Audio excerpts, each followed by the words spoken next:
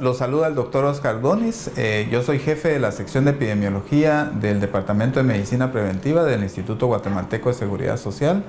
El día de hoy vamos a tener el gusto de poder brindar esta charla informativa sobre coronavirus, que es uno de los temas que ha tomado recientemente importancia en el país por la situación en la que estamos viviendo. Vamos a empezar entonces con la charla informativa sobre la situación actual del coronavirus. Verdaderamente lo que nosotros pretendemos con esta charla como institución es poder proveerles a ustedes información lo más actualizado posible de la realidad que estamos viviendo con esta enfermedad en el país. Ustedes mismos creo que hayan sido afectados por ese montón de información o desinformación en este momento que se ha tenido en relación al tema del coronavirus. Esto es importante, el poder transmitirles a ustedes un mensaje a través de este medio, ya que nosotros hemos estado pendientes de la información lo más actualizado posible, los cambios que realmente se han estado dando, y pues la idea es que nosotros también podamos satisfacer esas dudas, esas preguntas que realmente ustedes puedan tener en relación a este tema.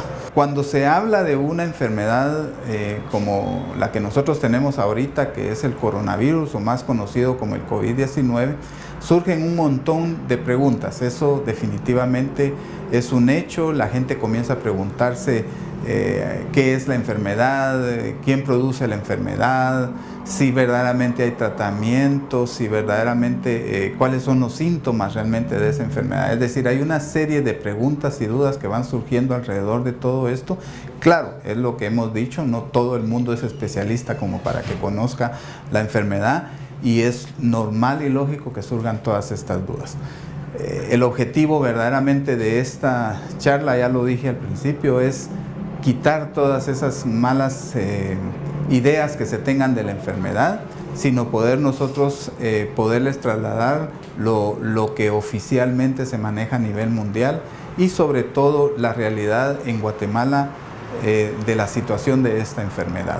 Yo quisiera empezar por algo muy importante. Guatemala ya tiene problemas respiratorios, eso es un hecho. Todos nuestros hospitales a nivel nacional, los hospitales del Instituto Guatemalteco de Seguridad Social, todos los días están llegando personas a pedir ayuda médica por el hecho de estar presentando un problema respiratorio. Esto creo que es bien importante. Antes de entrar a hablar del COVID-19 tenemos que tener presentes que ya como guatemaltecos, como país, ya tenemos viviendo nosotros diariamente con una buena cantidad de virus que están produciendo infecciones respiratorias, virus que están produciendo verdaderamente muertes en los hospitales. Son virus que son más graves que el mismo COVID-19. Aquí yo les estoy presentando los más comunes, los que están afectando más verdaderamente a la población guatemalteca en este momento. Como pueden ver, el virus de la influenza es un virus bastante potente. Él fue el que desencadenó la epidemia del 2009, la H1N1, y se quedó con nosotros y aquí persiste con nosotros. Ya vamos a estar conviviendo con él ya casi 10 años. Y el problema de esta enfermedad, al igual que el sincitial respiratorio que ustedes pueden ver aquí, son dos virus potentísimos, tienen una tasa de letalidad más alta que el COVID-19 y sobre todo agarra los dos extremos fuertes de la población. Afecta tanto a personas de la tercera edad como a los niños. El sincitial respiratorio es uno de los que tiene la tasa más alta de mortalidad en niños. Entonces, eso creo que es lo primero que debemos de entender, porque no todo lo que ahorita suene como catarro o como resfriado o como problema respiratorio, por favor no debemos de pensar que sea COVID-19, sino que debemos de pensar que pueden ser ese otro montón de virus que en Guatemala realmente ya tenemos endémicamente, le llamamos nosotros los epidemiólogos, es decir, están viviendo con nosotros en este momento. Y yo les estoy presentando algunos de ellos. Aquí podemos ver también el adenovirus, que es otro virus que está permanente produciendo infecciones respiratorias. Y aparece en la diapositiva que ustedes pueden ver, aparece que coronavirus, es decir, esto es importante porque suena raro decir que Guatemala tiene coronavirus, y es cierto, Guatemala tiene coronavirus, pero de los coronavirus que tenemos no es el COVID-19. Voy a presentarles esta gráfica en donde podemos ver Primero podemos darnos cuenta de los 4 coronavirus. No quiero que se aprendan esos nombres porque no está tan fácil, pero la idea es que ustedes puedan ver que estos 4 coronavirus que yo les estoy presentando son de la misma familia de donde viene el COVID-19. Cuando hablo de familia, aquí estoy hablando hermanos, primos, tíos, etcétera, etcétera. Estamos hablando que los coronavirus son una familia. En Guatemala vinieron 4 coronavirus, se quedaron con nosotros como población y ellos están produciendo resfriados comunes constantemente. ¿Por qué hago esta observación?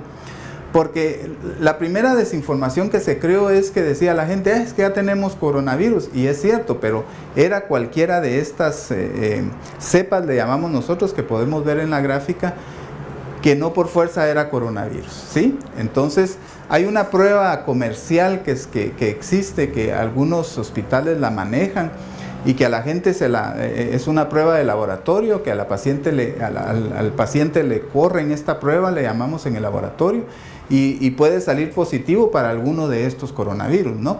Pero ojo, porque estamos hablando de los que ya existen en el país y que no son COVID-19. En este momento en todo el mundo se conocen 7 coronavirus. Estos son 4 y los otros 2 son estos 2 que aparecen en la gráfica, que es el MERS y el SARS. ¿Por qué se les llaman así? Porque estos fueron algunos coronavirus que sí produjeron a nivel mundial epidemias.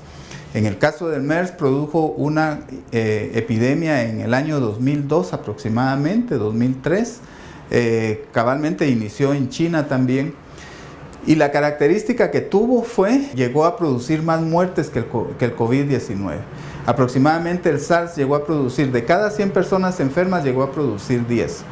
Y tenemos el MERS, que fue un síndrome respiratorio que se dio en el área del Medio Oriente, en todos esos países del Medio Oriente, y pues estuvo un poquito mejor concentrada. Hasta la fecha ese virus todavía anda circulando en esa región, pero este fue más agresivo. De cada 100 personas que se enfermaban, aproximadamente el 30% de ellas morían. Y esto es lo que hace que, a pesar de ser de la misma familia, hace una gran diferencia con el COVID-19 o el SARS-CoV-2, como se le llama científicamente, o COVID, digamos, que es el nombre ya de la enfermedad.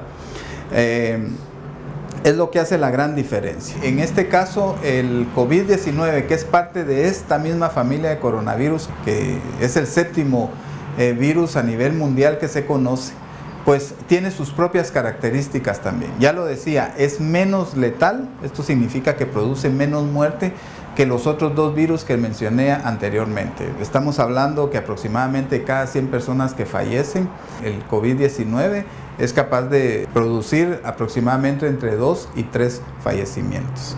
O sea, estamos hablando de una enfermedad que desde el punto de vista de mortalidad produce menos efectos. Sin embargo, no significa que no pongamos la atención que realmente requiere en este caso esta enfermedad. Lo que les estoy mostrando en este momento es un poco la definición de COVID-19. Hay quienes que ni siquiera eso han podido recibir de información o conocerlo. Verdaderamente, como ustedes pueden ver, el CO significa la familia de virus de lo que estamos hablando, y lo que es V significa virus, y la D es de enfermedad, solo que en inglés, 19 por el año en que se identificó el virus en este caso.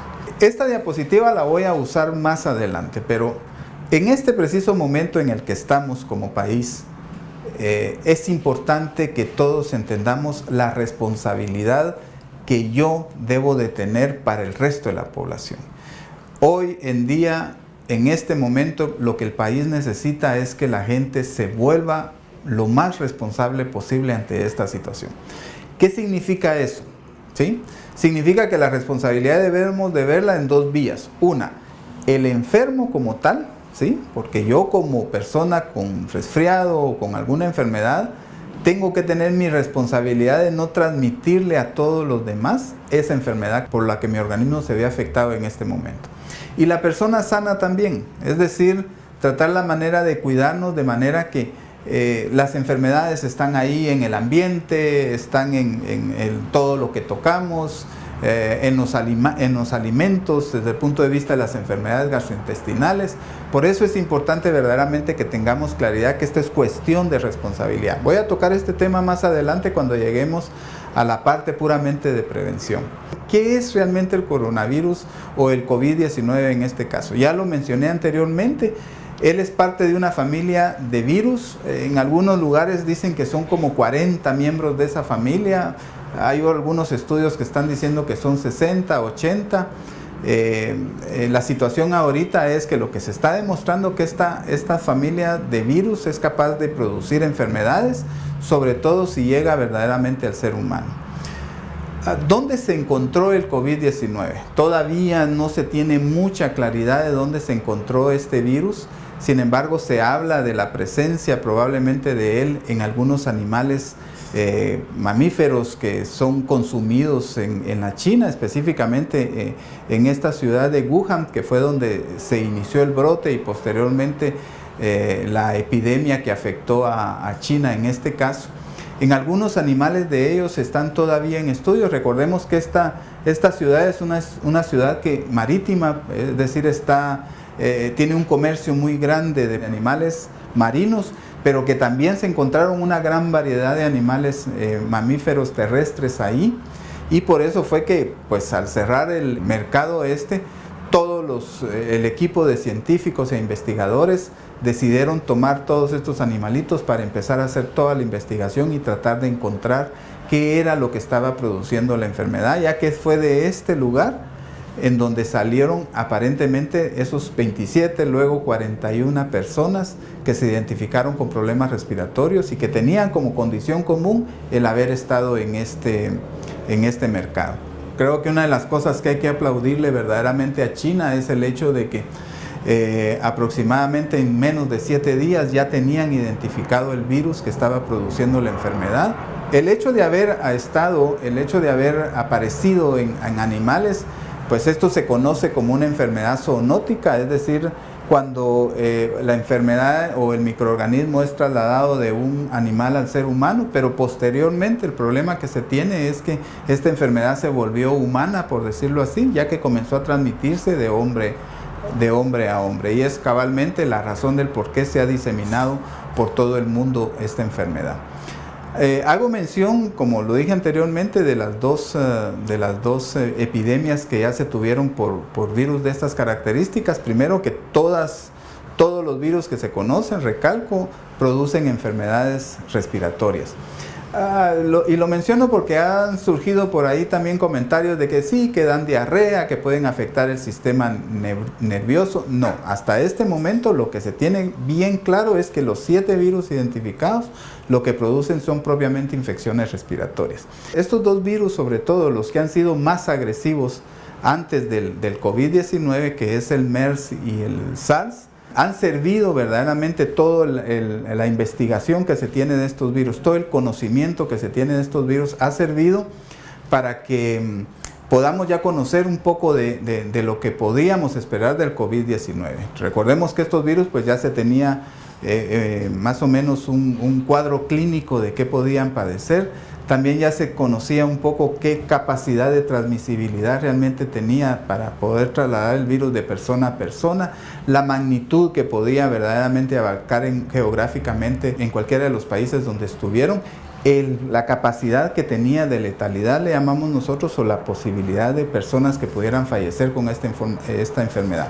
Esos fueron buenos principios que les sirvieron verdaderamente a todos los investigadores para comenzar a dictaminar respecto a cuál iba a ser el comportamiento en este caso del COVID-19. Rápidamente, solo para que ustedes más o menos tengan una idea de cuando yo hablo de una enfermedad zoonótica, que es decir, pasa el agente etiológico, o en este caso el virus, pasa de un animal en donde es parte de su, llamémosle, de su comportamiento normal, de su flora normal, por decirlo así, y pasa al ser humano. Los virus tienen la capacidad de mutar o hacer determinados cambios dentro de su estructura para poder adaptarse a otros ambientes, y pues vino a encontrar al ser humano sin ninguna defensa contra él, y ese es uno de los problemas que realmente están teniendo todo el mundo, porque es un virus nuevo, nadie lo conocía, es decir, nadie había tenido la oportunidad de tener contacto con él, y por lo tanto nadie había podido desarrollar algún tipo de defensas en su organismo, y por eso es que el virus entra, y a cualquier persona que es contagiada por el virus puede verdaderamente llegar a desarrollar la enfermedad, ya que su sistema inmunológico desconoce completamente este virus. Entonces es un poco solo para que conozcan esto, agregado a los animalitos que están ahorita en investigación.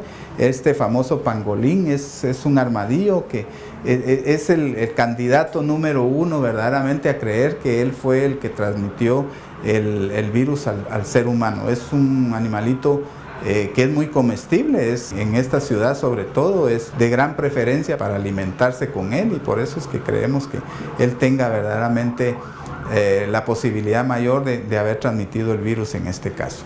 Hablemos un poco de la situación en este momento de la epidemia o de la pandemia que ya se declaró por parte de la Organización Mundial de la Salud.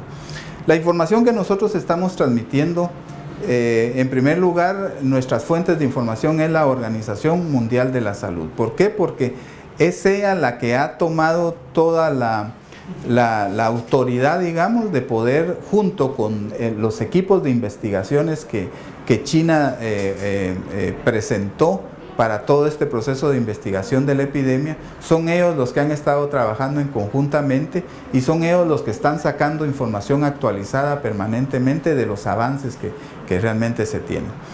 Creo que si alguien quiere profundizar en algún tema relacionado a esto, para nosotros la mejor fuente de información realmente resulta ser la página de la Organización Mundial de la Salud o la Organización Panamericana de la Salud. Ellos están colgando diariamente mucha información de los avances de esta enfermedad y de muchas, pero muchas recomendaciones que ellos están dando alrededor de qué tenemos que hacer para poder verdaderamente atender la situación que se está viviendo a nivel mundial.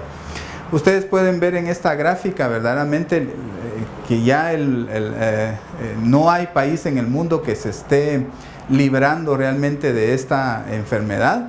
Podemos darnos cuenta que China ya logró verdaderamente, no estamos diciendo que no tenga el virus, pero logró contener verdaderamente ya la epidemia. Su curva epidémica verdaderamente ya viene para abajo. Ellos están, después de estar presentando aproximadamente como 3.000, 3.500 casos diarios, eso es increíblemente bajó ahorita.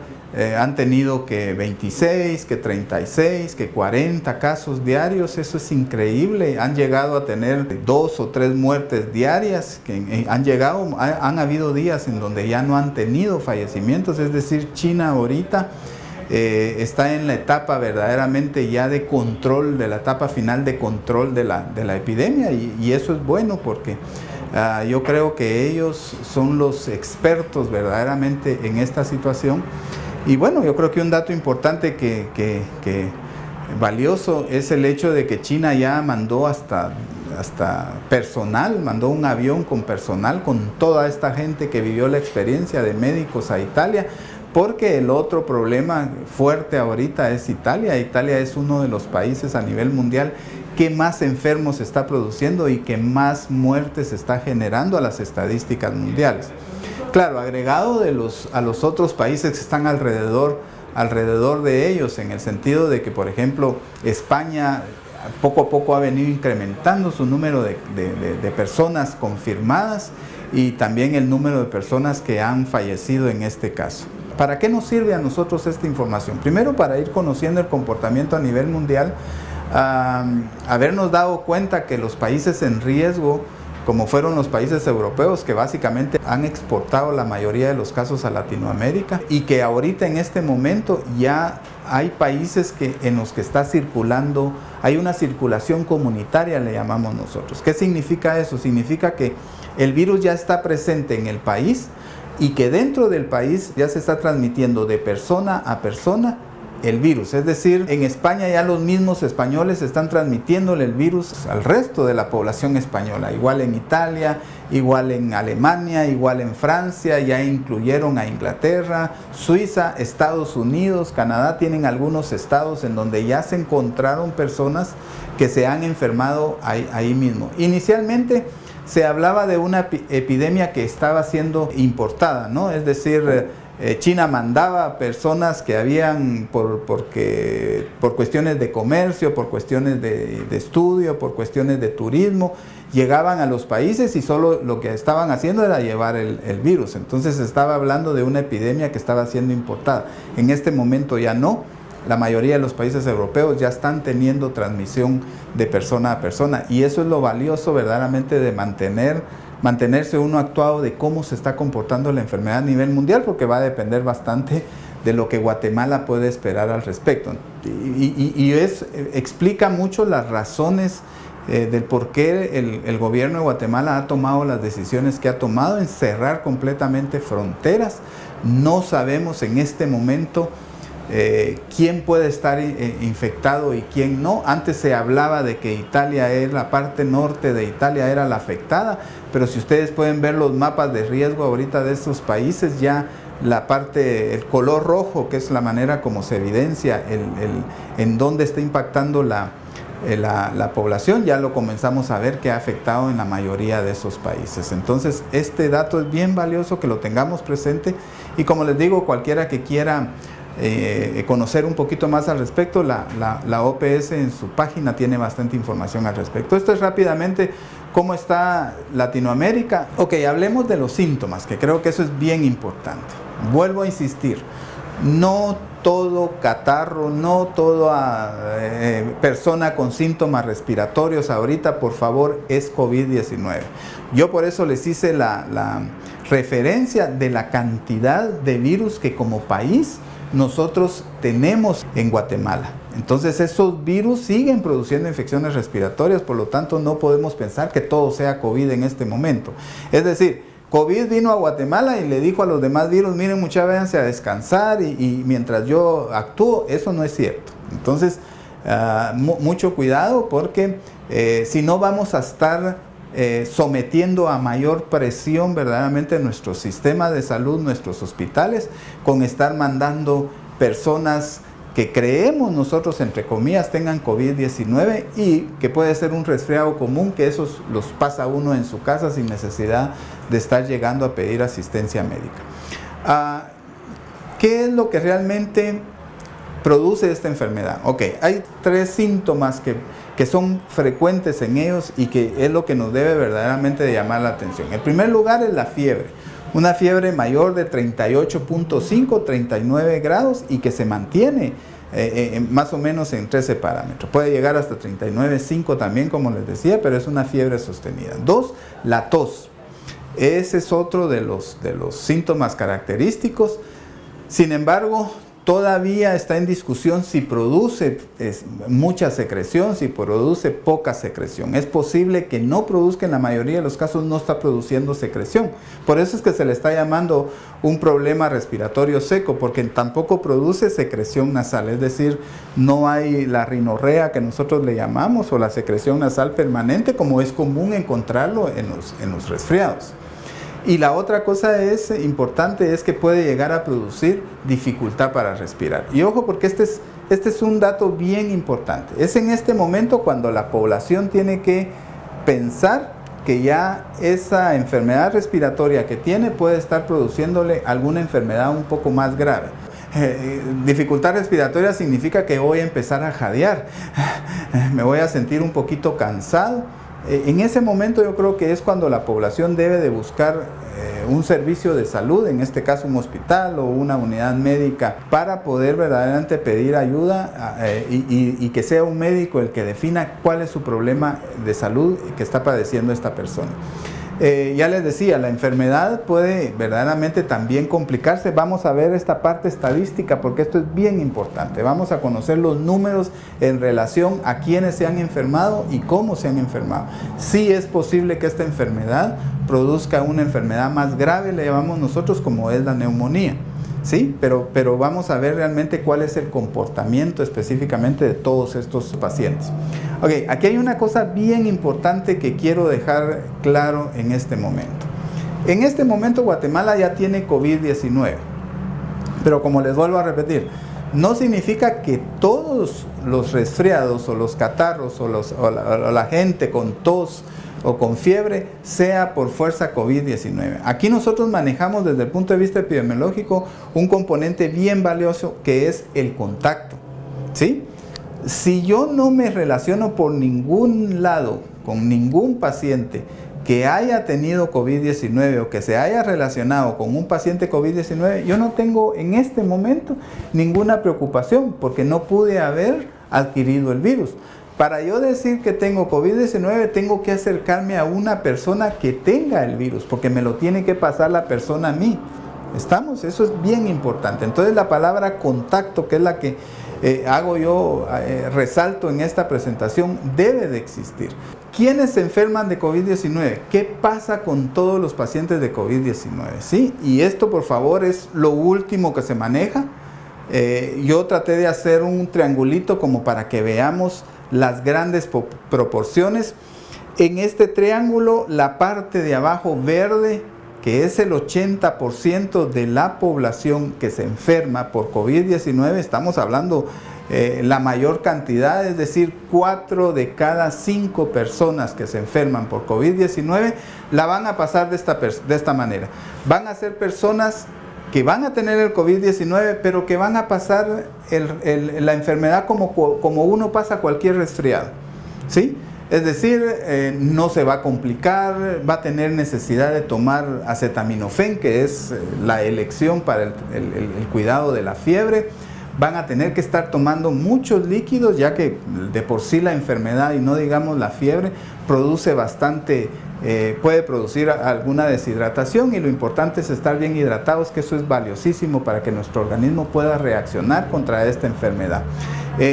La probabilidad más grande, como les digo, ¿por qué digo que la va a pasar en su casa? Porque va a tener la posibilidad, porque no se va a complicar, no va a tener necesidad de ir a un hospital.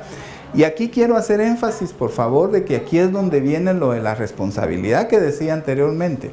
Si yo no necesito ir a un hospital porque me siento bien, porque me siento, me siento bien en el sentido de que estoy pasando una enfermedad sin ninguna complicación, es mejor que me quede en mi casa.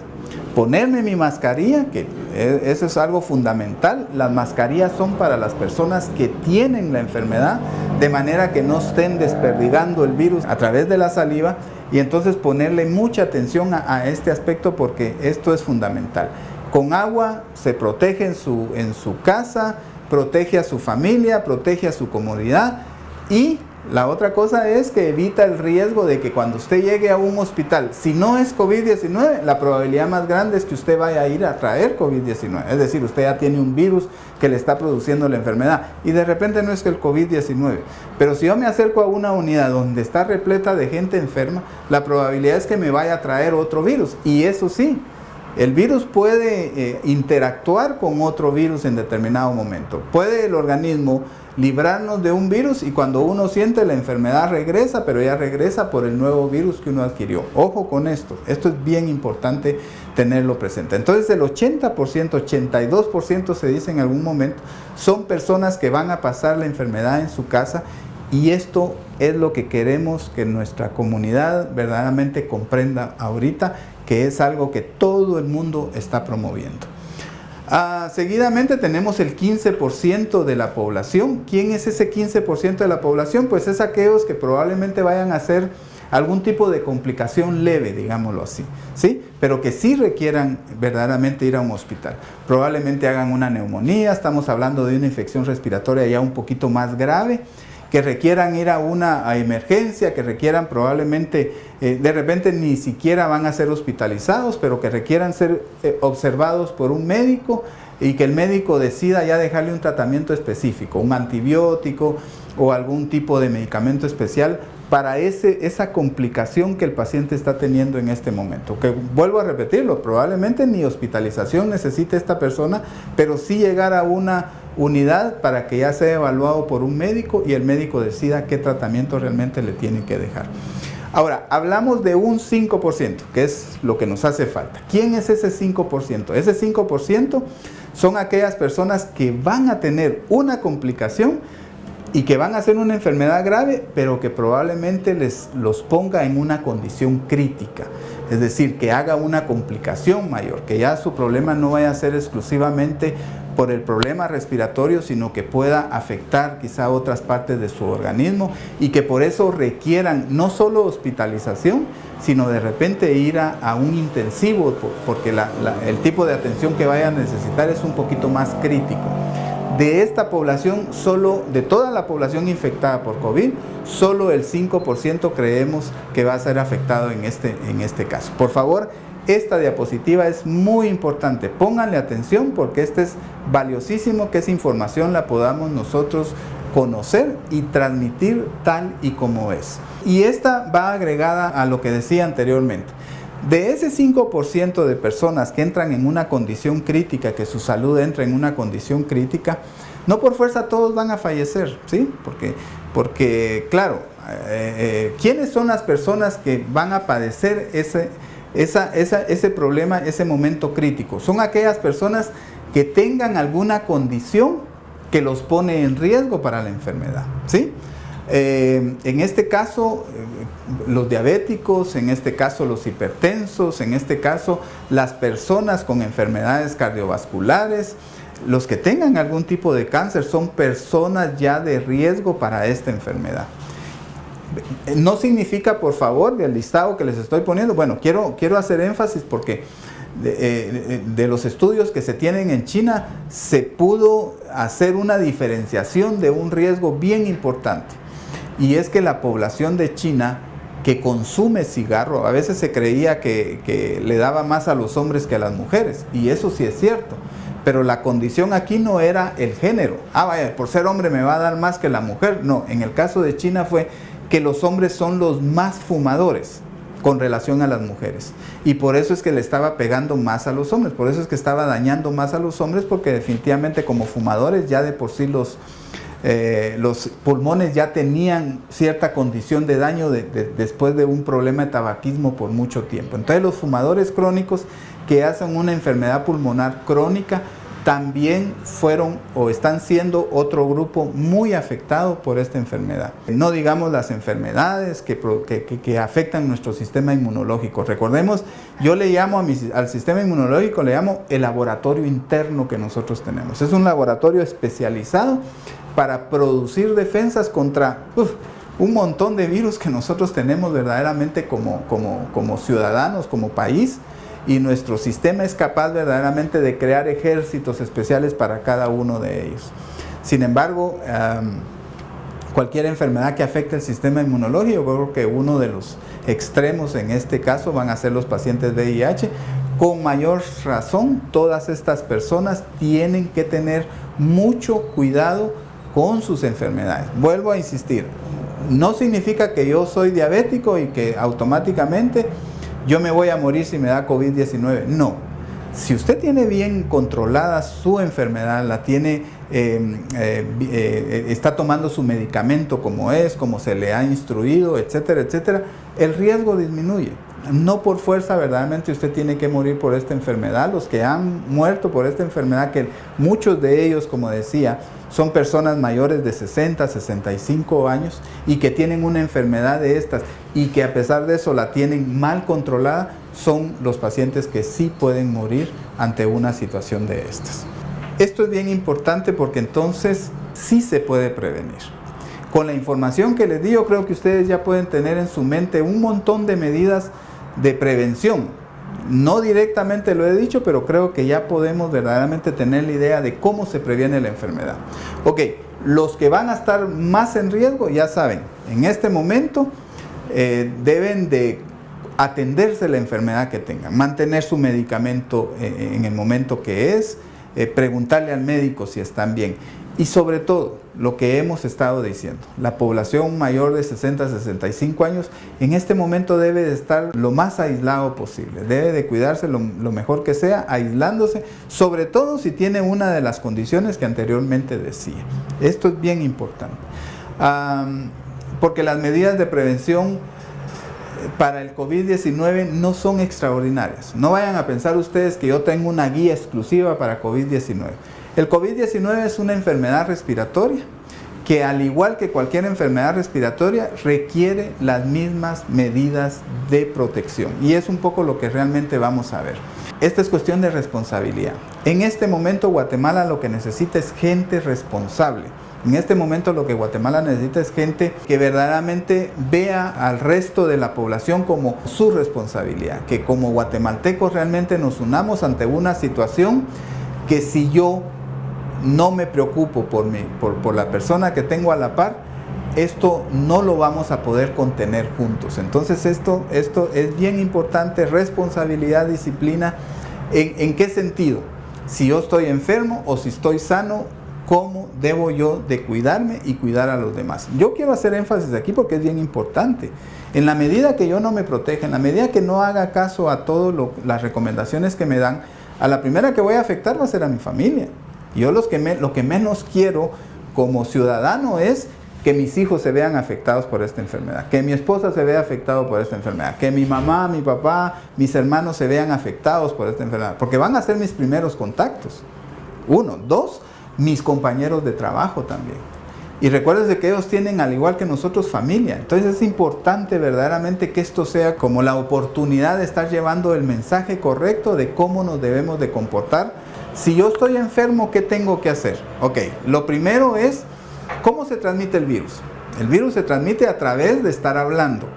Todo ese flush que se le llama en algún momento, esas microgotitas de saliva, llevan el virus. Entonces, automáticamente, si yo estoy hablando aquí en el escritorio en el que esté, yo estoy dejando el virus desperdigado en cualquiera de estos ambientes. Entonces, mucho cuidado, porque este es un dato bien importante. Se dice que aproximadamente en las manos, si yo estornudo o toso en la mano, yo tengo la capacidad de que el virus pueda vivir hasta 40, 45 minutos en la mano. Alguien dice por ahí 1 hora, pero es menos de 1 hora que puede vivir. Pero es suficiente como para que yo le ande dando la mano a cualquier persona y verdaderamente pueda transmitirle el virus. O que yo toque cualquier objeto que posteriormente alguien lo va a venir a tocar y automáticamente el objeto se convierte en el vehículo para transmitir el virus. O que yo toque una mesa donde la persona, o el escritorio donde cualquier persona está trabajando, y el virus lo pueda dejar ahí. Se cree que en el metal es capaz de vivir hasta 10 horas en áreas así como los escritorios, por ejemplo, puede llegar a estar hasta 3, 4 horas, 5 horas, se dice en algunos casos también. Esto es bien importante tenerlo presente, porque ahí viene la necesidad también dentro de las medidas de protección, estar haciendo una limpieza de todos los ambientes en donde el virus se pudiera establecer, que yo lo pueda dejar, que cualquiera que venga y no tenga las medidas de protección necesarias pueda diseminar el virus a través de los objetos que toca o a través de los objetos del ambiente en donde él puede estar. ¿Qué significa esto? Hago mucha mención de esto porque lo importante es que no diseminemos, estamos hablando de la persona enferma, que no disemine el virus. El uso de un pañuelo es algo muy valioso, muy importante, pero si no se tuviera, porque por cualquier situación en ese momento, pues está lo que algunos le llaman el triángulo del codo, el pliegue del codo, pues ahí sí que como ustedes le quieran llamar, pero tener la responsabilidad verdaderamente de que ese sea el momento, esa sea la manera como yo pueda contener el no desperdigar. No podemos decirle, mire, no estornude, porque eso es un hecho que va a salir espontáneamente, pero sí tener el cuidado de no, a través del estornudo, yo poder diseminar el virus. Se ha calculado que una persona que estornuda normalmente tiene la posibilidad de tirar aproximadamente entre 3 y 4 metros, diseminar a 3 o 4 metros el virus, si no tiene ese cuidado. Por eso es que esto es bien valioso, que la persona enferma verdaderamente tenga esto presente. Estamos hablando de la persona que tiene ya la enfermedad, cómo debe de cuidarse. La otra situación es que no debe de verse verdaderamente, debe de limitarse completamente. Y por eso digo, el enfermo debe de aislarse, o conformar su cuarentena, le llamamos tradicionalmente, pasar el tiempo que el médico considere oportuno. En este momento estamos hablando de que el periodo de incubación, ¿qué es el periodo de incubación? Es el momento en el que yo adquiero el virus y desarrollo la enfermedad. ¿Sí? En ese lapso le estamos llamando el periodo de incubación de la enfermedad, puede ser de 5, 6, 8 días. Por lo regular en promedio está siendo como de 5 a 6 días, pero se ha encontrado personas que 14 días después, 15 días después, han desarrollado la enfermedad. Entonces estamos hablando que el periodo de incubación es aproximadamente de 14, 15 días. Por lo menos eso es lo que se tiene en este momento como oficial, porque entonces es valioso cuando el médico pregunta, ¿cuándo empezó? ¿Cuándo calcula usted o considera usted que adquirió el virus? Mire, yo estuve en tal lugar, así, así, así. El médico hace más o menos el cálculo probable y le va a decir, como usted está estable, usted no tiene ninguna condición de riesgo para ir a un hospital porque hay que hospitalizarlo, darle un tratamiento especial, váyase a su casa, haga su cuarentena en su casa de esos 14 días y entonces de esa manera usted no sale a diseminar el virus y a enfermar a otras personas. Por eso decimos no visitar áreas donde haya mucha afluencia de personas. Y la otra cosa, miren, valiosísima. Esto creo que ya la población debe de estar cansada con esta recomendación que se ha dado por todos los medios. El lavado de manos. Ya si yo estoy enfermo puedo estornudar aquí, si yo estoy enfermo me puedo tocar la nariz, y entonces hay muchas formas de que el virus yo también lo pueda llevar en las manos. No solo lo esté diseminando a través de la saliva, sino lo puedo llevar en las manos y cualquier persona que yo toque automáticamente trasladarle el virus. Por eso es importante el lavado de manos permanente. Lo primero, agua y jabón. Es decir, todo el mundo ha dicho, que gel. Es bueno el gel, verdaderamente, ¿sí? Pero estamos hablando que yo voy a usar el gel cuando no tengo acceso a agua y jabón. Pero lo primero es agua y jabón, y por favor no es de pasarse agua con jabón, es de lavarse las manos. Lo que tradicionalmente nosotros hacemos, y eso hasta científicamente está demostrado, que el lavado de manos tradicional que nosotros tenemos, ya me paso agua, jabón, eso no funciona. Hay muchas partes de nuestro cuerpo, como las uñas, como la parte distal de los dedos, las regiones interdigitales. Este dedo, que no nos lo limpiamos como debe de ser, con el lavado tradicional. Entonces, en este momento, por favor, el lavado de manos. En la página de la Organización Mundial de la Salud, si ustedes quieren, solo pongan ustedes técnica de lavado de manos y les va a aparecer un sinfín de formas, de afiches, digamos, donde les enseñan los 9 pasos si usted se va a limpiar las manos con gel y los 11 pasos si usted se va a lavar las manos con agua y jabón. Esto es bien importante. Y yo creo que lo debía haber dicho antes, pero lo voy a decir ahorita. Dicen que de lo malo hay que aprender lo bueno. En este momento tenemos que empezar a cambiar muchas cosas que culturalmente de repente nosotros hacemos mal. Y esta es una importante. Otra cosa importante es el uso de la mascarilla. Ya lo dijimos, no lo puse al principio porque lo primero es que de repente no tengo la mascarilla inmediatamente. Entonces, ¿cómo me protejo? ¿Sí? El pañuelo permanente o el estornudo a través del codo. Pero si tenemos la posibilidad de una mascarilla, por favor, que es una de las mascarillas simples, de las más sencillas que se encuentran, esas mascarillas de papel que se le llama, pongámonosla, porque es lo que decía, mi responsabilidad comienza en el momento en que yo estoy consciente de que no voy a salir a desperdigar el virus. Entonces el uso de la mascarilla es valiosísima, sobre todo para la persona que está enferma.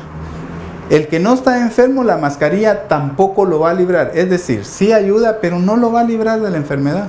Lo que tenemos que preocuparnos es por la persona que realmente lleva la enfermedad, que no ande diseminando el virus en este caso, ¿sí? Lamentablemente dicen que los guatemaltecos somos muy cariñosos y que por eso es que abrazamos y besamos amistosamente, pues.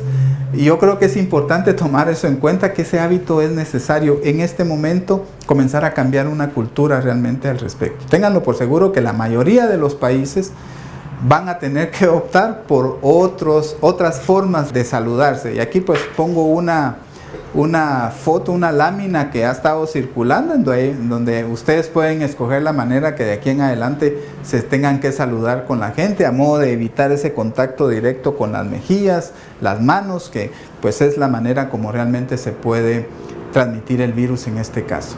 Dos cosas bien importantes: la hidratación, ya lo decía, esto es parte verdaderamente del tratamiento que yo voy a tener en mi casa, estar hidratado, tomar el agua suficiente, porque mi sistema inmunológico, mi laboratorio productor de defensas demanda que yo esté bien hidratado. Y por favor, cualquier cosa, cualquier duda, cualquier momento que uno crea que la enfermedad pudiera estar complicándose, es mejor preguntarle a un médico, es mejor asistir a un médico cuando yo sienta que mi enfermedad se esté complicando. Ya decía, la enfermedad COVID-19, una de las primeras complicaciones que da es el cansancio que ustedes puedan sentir. Ese es un poquito que ustedes van a comenzar a tener dificultad para respirar. Es mejor entonces en ese momento sí buscar ayuda médica para que sea el médico el que nos diga verdaderamente cómo está nuestro estado de salud. Y para las personas sanas, lo que tengo que tratar de hacer es no asistir a lugares muy conglomerados. La probabilidad en estos lugares de que anden circulando virus, no solo el COVID-19, sino otros, es bastante alta, entonces cuidar esta parte. Vuelvo a insistir, ya lo dije, solo lo pongo aquí como ejemplo, el lavado de manos va a ser fundamental. Alguien decía, mire, ¿cuántas veces me tengo que lavar las manos? Todas, todas las veces que pueda, como mecanismo verdaderamente de prevención.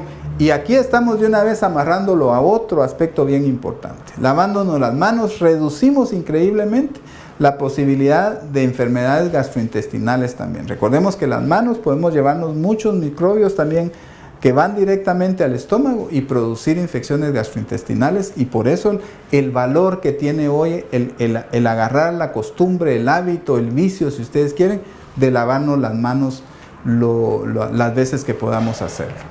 Y bueno, pues nosotros también, los que no estamos enfermos en este momento, tener el cuidado de cómo nos vamos a saludar con las otras personas.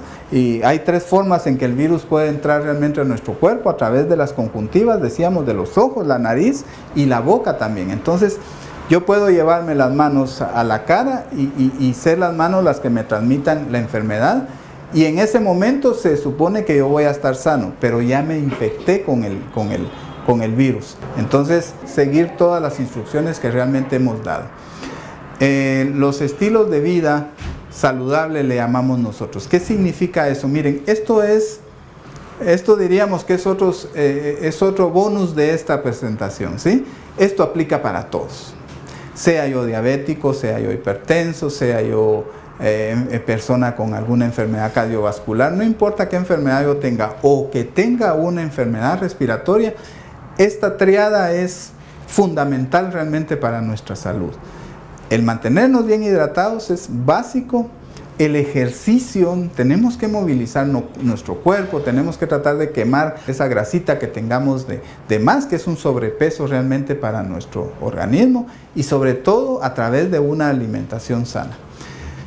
La famosa pirámide alimenticia que nosotros cuando hace muchos años estuvimos y conocimos en la escuela, sigue siendo efectiva. Todavía ahí en internet ustedes pueden encontrar un sinfín de información para eso, que verdaderamente es fundamental para la salud. Y ahora, sobre todo con el COVID-19, esto es bien importante, tener una buena alimentación sana y nutritiva en este caso. No hay en este momento ningún tratamiento oficial que digan verdaderamente le hace al COVID-19. Todavía no. Mucho de esto, lo ponía yo al principio, la enfermedad todavía está en investigación, y mucho de esto en este momento todavía está cabalmente en proceso de conocer si algún medicamento es capaz o no de reducir la reproducción del virus, por ejemplo. Entonces, los antibióticos, que es otra de las cosas que se ha usado, ¿será que el antibiótico le pega al virus? No. Los antibióticos son específicamente para otros microorganismos que se llaman bacterias, que son completamente diferentes de los virus. Actúan de una manera completamente diferente. Nuestro organismo se defiende de una manera diferente contra ellos. Y los antibióticos fueron hechos específicamente para las bacterias, no para los virus. Las vacunas. En este momento no se ha podido desarrollar aún la vacuna. ¿A qué velocidad se está desarrollando? Ténganlo por seguro que es a una velocidad increíble, pero el proceso de decir, ya tenemos una vacuna, toma tiempo, porque no es nomás de crear una vacuna y decir, mire, ya está lista, póngasela. Tienen que revisarla, tienen que validarla, tienen que hacer muchas pruebas todavía, que dicen que la vacuna para el neumococo, que dicen que la vacuna para la influenza es buena para el COVID-19. No. Cada vacuna fue hecha para cada microorganismo y es efectiva para cada microorganismo. La vacuna del sarampión fue hecha para el virus del sarampión y para el virus de sarampión va a ser efectiva, para ningún otro virus. Si sus hijos están en su casa y nadie llega a su casa, nunca les va a llegar el virus. El tratar que la gente se quede en su casa, evitar las aglomeraciones por la posibilidad de transmisión del virus. Entonces esto es bien importante tenerlo presente verdaderamente. Guardar la calma. Guardar la calma, la presión, la tensión, ese estrés que nuestro organismo recibe de que, ay, a ver si no me lo van a pegar o qué va a pasar. Tengamos la calma, ¿sí? Hagamos caso a todas las recomendaciones que se tienen, seamos responsables, como decía, porque guardando la calma también nosotros ayudamos a nuestro sistema inmunológico, que es el que debe de estar sano, debe de estar activo, debe de tener todas las potencialidades que tiene para verdaderamente poder defendernos de esta enfermedad. Esa es una cuestión bien importante.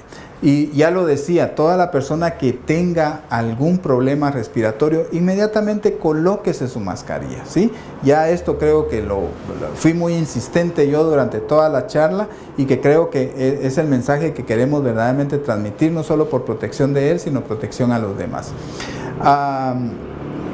No estemos pensando, ya lo dije también, que porque tengo problemas respiratorios tengo que ir inmediatamente a buscar un hospital. No, miren, en China llegó un momento que la crisis era tan grande que los hospitales estaban llenos de tanta persona, el personal médico no era capaz de atender uno por uno y se fue llenando y llenando los hospitales, que había gente que llegaba quizá con un resfriado y cuando regresaba de su casa, solo a traer el COVID-19 llegaba a los hospitales. Llegó un momento que se estimó que la mitad de la población que se estaba enfermando por el COVID-19 o este nuevo coronavirus era porque había ido a traer la enfermedad a los hospitales. Entonces tuvieron que hacer una serie de medidas de protección para tratar de evitar eso. Y es lo que hemos insistido, por favor. Si no hay necesidad, no lleguemos a los hospitales. Ahí sí que hay una campaña que dice, quédate en casa. Y a eso verdaderamente es a lo que se refiere. Hemos estado trabajando nuestro plan de contingencia, nuestro plan de reacción inmediata. Está basado en los lineamientos que el Ministerio de Salud Pública ha establecido para esta enfermedad.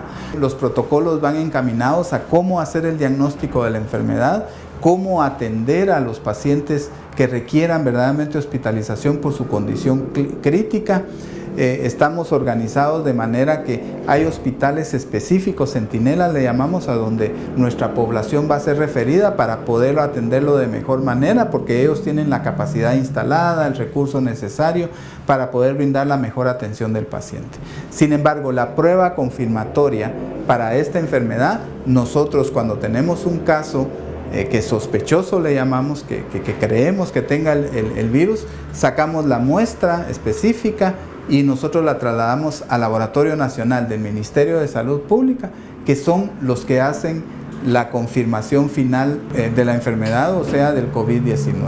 El ICS no tiene pruebas para esta enfermedad, por lo tanto, les pedimos realmente que ustedes puedan trasladar esta información a las personas que correspondan para que no se esté mandando a las personas que no requieren ir al hospital, la estén mandando a que nosotros le podamos hacer esa prueba, porque realmente no la tenemos. Oficialmente, y no es porque el ICS no la quiera tener, esto es bien importante, porque oficialmente la única que maneja todas estas pruebas es la Organización Mundial de la Salud. Fue la Organización Mundial de la Salud quien dio todo el recurso, equipo, capacitación de personal al Ministerio de Salud Pública como el ente rector de la salud, para que verdaderamente fuera el laboratorio el que pudiera montar el único laboratorio a nivel nacional que puede hacer esta prueba, ¿sí? de manera que no vayamos a pensar que no es porque el ICS no lo quiera tener. Esos son los lineamientos nacionales que se han dado y nosotros como institución nos estamos pegando a esos lineamientos a nivel nacional, que son los que ha propuesto el Ministerio de Salud Pública. Por favor, no hay que crear crisis de lo que no es crisis. Estas láminas parecieran un poco graciosas, pero creo que nos enseñan mucho, ¿sí? No está lejos que alguien piense forrarse con un traje de estas características e ir a decir voy a ir de repente a comprar en la tienda del chino, ¿verdad? Entonces, tener mucho cuidado porque creo que es un buen ejemplo de a dónde puede llegar verdaderamente la preocupación nuestra por esta enfermedad. Ya decía, guardemos la calma, eso es lo más importante ahorita. Y por el otro lado, no es cierto que el virus se pueda transmitir ahora del hombre a los animales, que es otra de las desinformaciones que se ha creado. Mucha gente preocupada, mire, y si yo me da el COVID-19 se lo voy a poder transmitir a mi perrito. No se transmite del hombre a los animales en este momento, eso que quede bien claro. Bueno, pues solo darles las gracias. Esperamos que esta información realmente haya sido lo más completa, lo más sustantiva posible para que verdaderamente ustedes puedan transmitir el mensaje tal y como es. Agradecer verdaderamente a ustedes todo ese interés que han puesto y responsabilidad sobre todo al pedir que nosotros podamos compartirles a ustedes esta información. Esto puede ser reproducido por medio de charlas virtuales. Creo que ese va a ser un poco el qué hacer de ustedes de aquí en adelante, y gracias por darnos a nosotros la oportunidad como especialistas del Instituto Guatemalteco de Seguridad Social poder transmitir información verdadera de la situación que tenemos en relación al COVID-19.